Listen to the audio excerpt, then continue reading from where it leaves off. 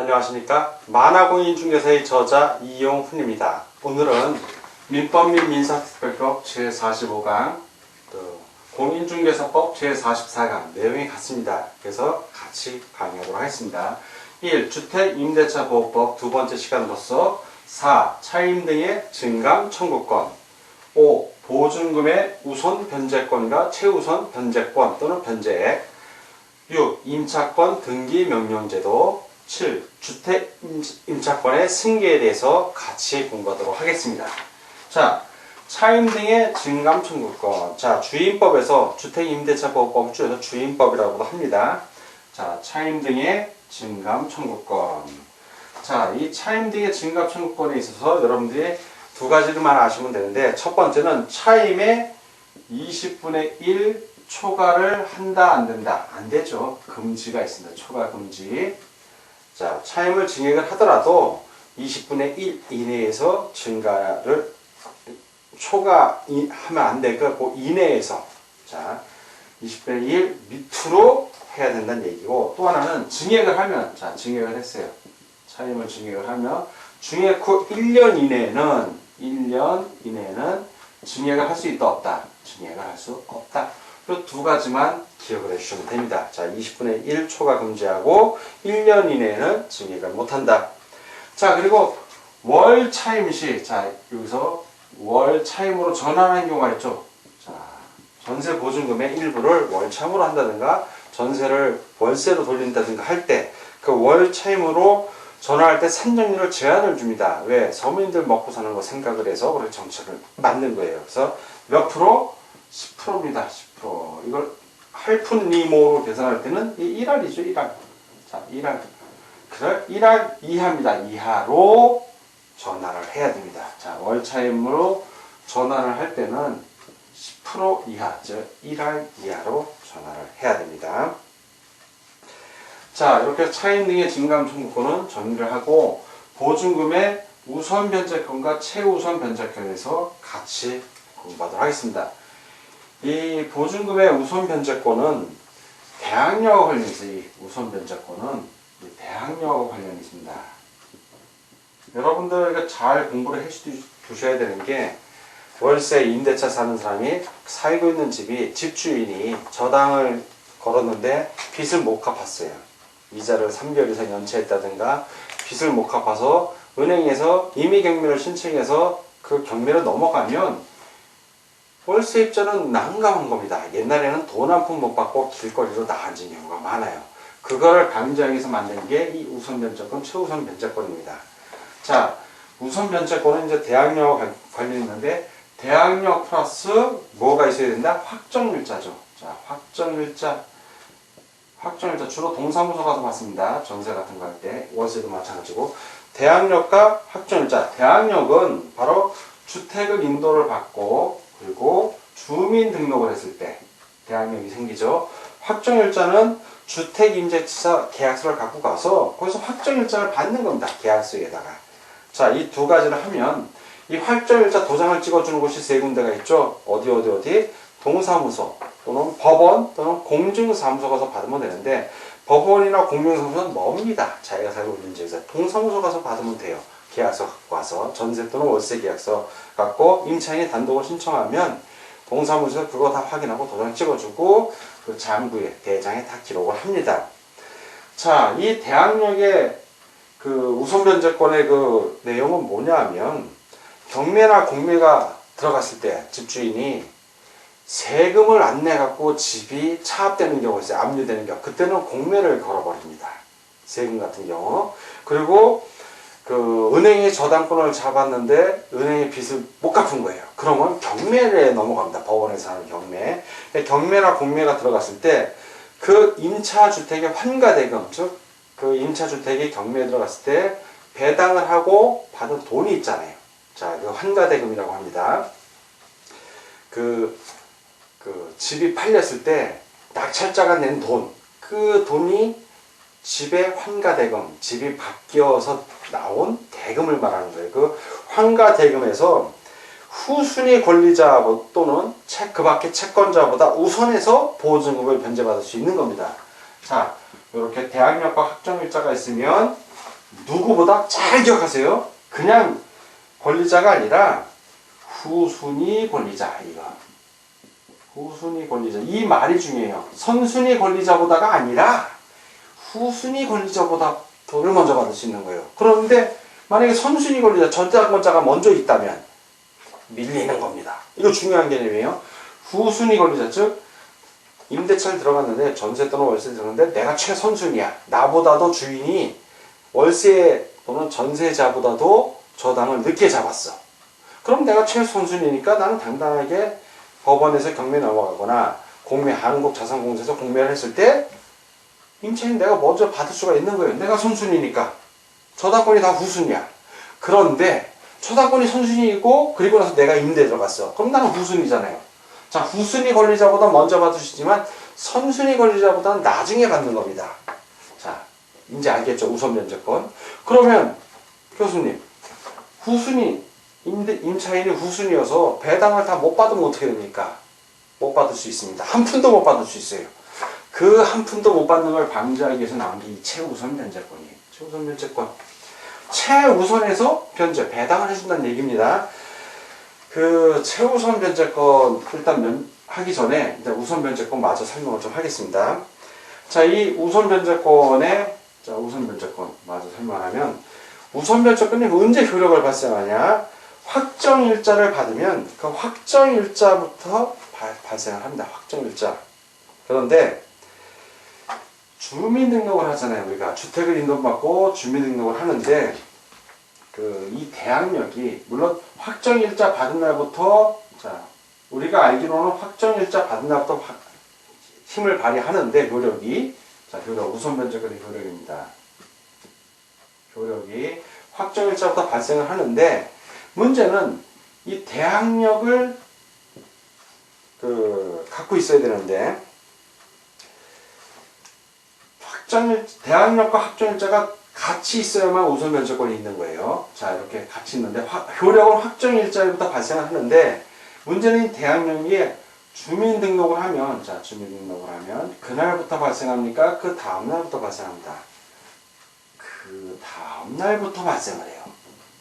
자, 그러면 주민등록 한 날 계약서 들고서 확정일자를 같이 받았어. 자, 주민등록 날짜하고 확정일자가 같은데 대항력은 주민등록 다음 날이야. 자, 그러면 이 우선 변제권의 효력은 여기서 봤을 때 주민등록 한 날, 즉 확정일자 받은 날이 같다면 확정일자 받은 날일까요? 그 다음 날일까요? 이걸 잘 생각해 보세요. 방금 설명한 거에 다 답이 있어요. 대항력과 확정일자를 동시에 갖고 있어야 됩니다. 근데 이 확정일자하고 대항력은 주택을 인도받고 주민등록을 하면 대항력이 발생하는데 이 주민등록 그 다음날 발생한다고 여러분들이 배웠잖아요. 자, 그러면 주민등록 다음날 힘을 발휘하니까 이걸 두 개를 다 공통적으로 갖고 있어야 되니까 언제 힘을 발휘한다? 그렇죠. 다음날 발휘하는 거예요. 다음날. 확정일자하고 같다면. 자, 주민등록 대항력을 주민등록 다음날 가졌는데 그 주민등록 다음날 확정일자 받았어. 그러면 역시 그 다음날인 거예요.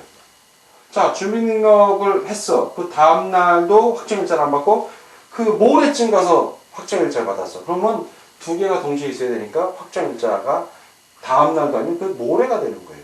그래서 두 개를 다 받았다면 동시에 받았다면 대항력에 의해서 그 주민등록 다음날이 되는 겁니다. 이걸 꼭 기억해 주시기 바랍니다. 자, 그러면 강제경매 신청권이 있는데 임차인이 강제경매를 신청할 수 있습니다. 자, 임차인이 임대차 기간이 끝나서 돈을 받아야 되는데 돈을 못 받는 거예요. 그러면 임차인이 임차주택에 대해서 보증금 반환 청구 소송을 합니다. 그래서 확정 판결을 받아. 임차인이 이겼어. 주인이 돈이 없어서 보증금을 안 주니까. 그러면 이거에 준해서 채무명의에 기해서 강제 경매를 법원에 신청할 수 있습니다. 자, 임차인이 신청을 하는 거예요. 그럼 임차인이 신청할 경우에 반대 채무의 이행 또는 이행의 제공을 집행 개시 요건으로 하지 않는다. 이 얘기는 뭐냐면 내가 임차주택에 살면서 주인이 돈을 안 줘서 보증금을 안 줘요. 기간이 다 됐는데 그래서 보증금 반환 청구 소송을 했고 승소했어. 임차인이. 그러면 반대 채무의 이행, 이 집을 비워주고 경매 신청해서 돈을 받아가야 되지만 나는 당장 살 데가 없잖아요. 그래서 반대 채무의 이행을 요건으로 하지 않는다는 얘기는 임차주택에 그대로 살면서, 인도하지 않고 그대로 살면서 경매 집행이 가능하다는 얘기입니다. 우선 변제할 때, 즉 배당을 받을 때, 그때는 인도를 해줘야죠. 예, 그때는 인도를 해줘야 됩니다. 그래서 우선 변제권하고 관련해서 판례가 있는데, 그 세 가지 한번 한 네 가지 정도 되는데, 핵심되는 것만 읽어보겠습니다. 첫째, 보증금의 우선 변제에 관하여 선순위인지 여부는 대항 요건을 구비한 시점이 아니라 확정일자 부여일을 기준으로 판단을 합니다. 이게 첫 번째 판례고, 두 번째, 우선 변제권은 대항력과 확정일자를 모두 갖춰야 한다. 따라서 대항요건을 갖추기 전에 확정일자를 먼저 받았어도 우선 변제권은 대항력 발생일, 즉 주택의 인도를 받고 주민등록한 그 다음날에 발생합니다. 다음날. 세 번째, 임대차 기간 중에 경매되는 경우 임차인은 우선 변제를 신청할 수 있습니다. 자, 네 번째 판례, 대항력을 취득한 후 주민등록을 이전하였다가 재전입한 경우가 있어요. 그러면 우선 변제권은 재전입한 때로부터 새로이 대항력을 취득하는 겁니다. 자, 이번에는 소액보증금 중에 최우선 변제에 대해서 같이 공부하도록 하겠습니다. 그 소액보증금의 임차인은 보증금 중 일정 금액, 최우선 변제액입니다. 바로 그 일정 금액을 주택가액의 2분의 1 범위 안에서 다른 담보권자보다 우선하여 변제받을 권리가 있습니다. 그래서 자, 소액보증금 중 최우선 변제권에 그 요건이 있죠, 요건. 자, 요건. 그 소액임차인은 주택에 대한 경매 신청 등기 전에 대항 요건을 갖춰야 돼요. 자, 대항 요건. 대항 요건은 주택을 인도받고 그리고 주민등록이 되어 있어야 됩니다. 자, 주민등록. 요걸 갖춰야만, 이 대항 요건을 갖추어야만 최우선 변제를 받을 수 있습니다. 자, 그리고 그 구체적으로 내용을 좀 알아보면, 자, 도표를 한번 그려보겠습니다. 취업, 소액, 보증금. 이 소액 보증금을 다 받는다는 게 아니라 이 소액 보증금 중에 일정 금액, 그걸 최우선 변제액이라고 합니다. 최우선 변제. 자, 그래서 지역, 서울의 경우에는 자, 소액 보증금 얼마 이하? 1억 원 이하입니다. 1억 원 이하. 자, 1억 원 이하. 그리고 최우선 받을 수 있는 것은 3,400만 원까지 받을 수 있습니다. 3,400만 원. 3,400만 원 이하요. 자, 두 번째, 수도권. 자, 수도권 중 과밀 억제 권역입니다. 그래서 여기는 8,000만 원. 8,000만 원 이하입니다. 8,000만 원. 그래서 최우선 변제액은 2,700만 원. 자, 그리고 이제 광역시 플러스 세종시, 뭐 안산시, 용인시, 김포시, 그리고 광주시, 뭐 이런 데를 말합니다. 근데 이 광역시에서 인천시하고 인천시 제외되죠. 인천시는 수도권으로 들어가니까. 자, 그리고 군지역도 광역시의 군지역 제외됩니다. 자, 이 경우에는 6천만 원입니다. 6천만 원. 6천만 원 이하이고, 그리고 최우선 변제액은 2천만 원 이하입니다. 2천만 원. 자, 그 다음에 그 밖의 지역, 이 위에 거 외의 지역을 얘기해요. 그 밖의 지역. 자, 이 그 밖의 지역은 5천만 원. 5천만 원 이하이고 1,700만 원이 됩니다. 1,700만 원. 자, 이 소액 임차인이 여러 명인 경우에는 어떻게 하냐? 자, 이 소액 임차인이 다수인 경우에는 모두 동순위로 인정을 해버립니다. 그래서 일단은 임차주택 가액의 2분의 1 범위 안에서 보증금액의 비율에 따라 안분 배당을 합니다. 자, 그러면 예를 들어서 서울에서 1억 원 이하 소액 보증금 한 집이 경매를 넘어갔는데, 구주택에 다가구 주택을 예를 들면요. 자, 1억 원 이하인 사람이 두 사람이 있었습니다. 근데 그 집이 경매로 5천에 넘어갔어요. 그러면 5천의 경매에 넘어갔으면 그 5천의 50%, 그 2분의 1 범위하니까 2,500만 원이죠. 간단하게 산술하면 그렇다는 거예요. 그 2,500만 원을 3,400, 3,400 이렇게 줄 수 없다는 거죠. 2,500 범위 내에서 둘이 안분, 그 비율에 따라 나눠가 주는 겁니다. 그래서 다 3,400만 원이 못 받을 수 있다는 걸 꼭 기억해 두십시오. 자, 그리고 하나의 주택에 임차인이 2명 이상이고 이들이 그 주택에서 가정 공동 생활을 하는 경우에는 이들을 한 명의 임차인으로 보아 이들의 각 보증금을 합산합니다. 역시 이 규정도 같이 알아두시기 바랍니다. 그래서 여러분 요 금액은 거의 금액을 묻는 시험 문제는 거의 나오진 않습니다. 나오진 않는데 되나 이렇다라는 거는 여러분들이 꼭 알아두십시오. 그래서 비율이 곱하기 3하면 됩니다. 3분의 1로 나눠도 되고 1억 3분의 1로 나누면 3.3이죠. 근데 3.3 할 수 없으니까 반올림해서 3,400을 하는 거고 6을 3으로 나누면 2,000, 5를 3으로 나누면 뭐 대략 1,700 정도 나옵니다. 8,000 역시 나누면 2,700 정도 나오고 뒤에 자리는 반올림한다고 생각하시면 암기하는데 큰 무리는 없을 겁니다. 자, 그 6. 임차권 등기 명령 제도에 대해서 같이 알아보도록 하겠습니다. 자, 이번에는 6. 임차권 등기 명령 제도에서 같이 알아보도록 하겠습니다. 임차권 등기 명령이라는 것은 임차권을 등기하라고 명령을 내린 거예요. 누가? 법원이 내리는 겁니다. 법원이. 자, 그러면 누군가 신청을 해야겠죠. 어떤 사람이 신청을 하면 임대차가 끝난 후에도 보증금이 반환되지 아니한 경우에 그때 그 임차인입니다. 돈을 받아서 이사를 가야 되는데 다 기간이 끝났는데 주인이 안 줘. 이런 경우에요. 그러면 그 임차인은 임차주택의 소재지를 관할하는 지방법원 또는 지방법원 지원 또는 시군법원에 임차권 등기 명령을 신청할 수 있습니다. 자, 그러면 이 임차권 등기가 종료됐어요. 자, 임차권 등기가 된 겁니다. 임차인이 돈을 못 받아갖고 그 법원에 신청을 해서 법원이 증거에 의해서 그러면 임차권 등기를 명령을 내리면 등기소에서 임차권이 등기됐다고 등기부에 올립니다.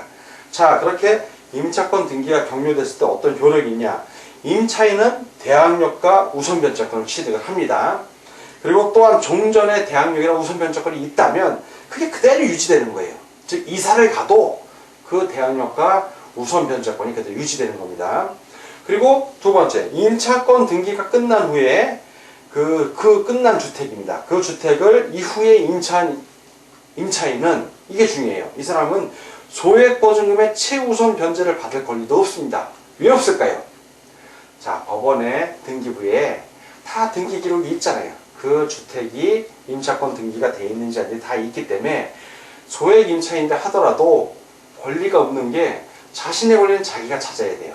등기 등본을 확인하고 거기에 소액 임차인이 아니면 어떤 임차인이 임차권 등기를 냈다면 거기엔 들어가면 안 되는 거예요. 그래서 공인중개사가 필요한 겁니다. 공인중개사들이 그런 거 다 확인하고 등기부등본 확인하고 여기는 안전한 물건인지 아닌지 보고 임차주택을 매매 또는 임차 중개를 해줘야 되는데 이 중개 수수를 아끼려고 본인이 겁 없이 임차를 싸다고 덜컥 거기에 임차를 들어가게 되면 나중에 그 집이 경매에 넘어갔을 때 소액 보증금도 받을 권리가 없는 겁니다. 그래서 공인중개사들의 의무가 막중하다는 걸 여러분들이 꼭 기억하고 공부를 하면 이런 민법이 재밌습니다. 자, 임차권 등기와 관련된 비용, 즉 법원에 임차권 등기 명령을 신청하려면 돈 내야 됩니다. 예, 소송 비용이죠. 그거를 임대인에게 청구할 수도 있습니다. 자, 이렇게 임차권 등기 명령 제도를 좀 마무리하고 다음은 이제 주택 임차권의 승계. 자, 거의 일어나지 않습니다만 간혹 일어나기 때문에 이런 규정을 두는 겁니다. 주택 임차권을 어떻게 승계를 하나? 자, 그러면 먼저 임차인이 상속인이 있을 수도 있고 없을 수 상속인이 없는 경우가 있고 상속인이 있는 경우가 있습니다. 자, 이 임차권을 상속받을 수 있는 사람이 없는 경우가 있을 수 있겠죠. 자, 이럴 때 사실혼의 배우자가 있다면, 자, 사실혼의 배우자입니다. 이건 사실혼. 실제 만약에 법적으로 결혼을 했으면 상속인이 되는 거고, 법적으로 결혼을 안 했으면 동거인을 생각하시면 됩니다. 사실혼의 배우자. 이 배우자가 임차인과 가정 공동생활을 하고 있습니다. 자, 공동생활을 하고 있다면, 자, 공동생활, 가정 공동생활을 하고 있다면, 사실상의 혼인관계에 있는 자가 임차인의 권리와 의무를 단독 승계합니다. 자, 단독 승계. 단독 승계예요. 사실혼의 배우자가. 그런데 사실혼의 이 배우자가 공동생활을 하고 있지 않아. 아까는 하고 있었는데 지금 하고 있지를 않아. 자, 그렇게 되면 어디로 간다? 요거는 국고로 귀속이 됩니다. 국고로 귀속이 되는 거예요. 자, 임차인 사망 당시에 이제 상속인이 있는 경우입니다. 상속인이 있는 경우. 자, 이것도 이제 둘로 나뉘는데, 이 상속인과 임차인과 법정 상속인이 자, 이 법정 상속인이에요. 법정 상속인이 가정 공동생활, 자, 가정 공동생활을 하고 있는 경우는 법정 상속인만이 승계를 합니다. 승계를 하고. 임차인과 법정 상속인이 가정 공동생활을 하고 있지 않아. 자, 이거 가정 공동생활이에요. 다 가정 공동생활. 근데 하고 있지 않는 경우예요. 자, 이런 경우에는 임차 주택에서 가정 공동생활을 하던 사실상의 혼인관계가 있는 자와 2촌 이내의 친족이 공동으로 임차인의 권리와 의무를 승계한다. 자, 2촌 이내의 법정 상속인하고 또 사실상의 혼인관계에 있는 자, 요 두 사람이 공동으로 승계합니다. 공동으로 승계. 자, 근데 이 주택임차권 승계 시 반대 의사도 표시할 수 있어요. 내가 받기가 싫어. 그러면 임차인이 사망한 후 1개월 이내에 임대인에 대하여, 임대인에게 하는 겁니다. 반대의 의사 표시를 하면 됩니다. 즉, 채무가 클 때, 그 임차인이 월세를 또박또박 냈어. 그럼 내가 이제 살면서 내면 되는데, 임차인이 월세를 못 내는 게 많아. 그러면은 내가 포기하면 되는 거예요. 승계를 반대하면 되는 거죠. 승계하는 걸 내가 안 받겠다 라고 하면 되는 겁니다. 자, 이렇게 주택임차권의 승계에 대해서 공부를 했고, 여러분이 보시다시피 이 주택임대차보호법은 임차인을 보호하는 법이에요. 임차인을 보호하는 법. 아, 그러면 어느 한쪽만 보호하죠. 이런 걸 바로 편면적 강행규정이라고 합니다. 편면적 강행규정. 즉, 주택임대차보호법과 상가건물 임대차보호법의 규정에 위반된 약정으로서 임차인에게 불리한 것은 효력이 없는 겁니다. 근데 임차인에게 유리해. 아, 그거는 효력이 있습니다. 계약 당사자 중 상대적으로 우위에 있는 임대인에게만 강행 규정으로 적용이 돼요. 이런 불리한 거는 효력이 없다라고. 그래서 편면적 강행 규정이라고 합니다. 자, 오늘 여러분들 민법 제45강, 공인중개사법 제44강 시간으로서 1. 주택임대차보호법의 두 번째 시간이었고, 4. 차임 등의 증가청구권, 5. 보증금의 우선변제권과 최우선변제권, 6. 임차권 등기명령제도, 7. 주택임차권의 승계에 대해서 같이 공부했습니다. 자, 오늘 공부하느라고 수고 많으셨습니다. 다음 시간에 뵙겠습니다. 감사합니다.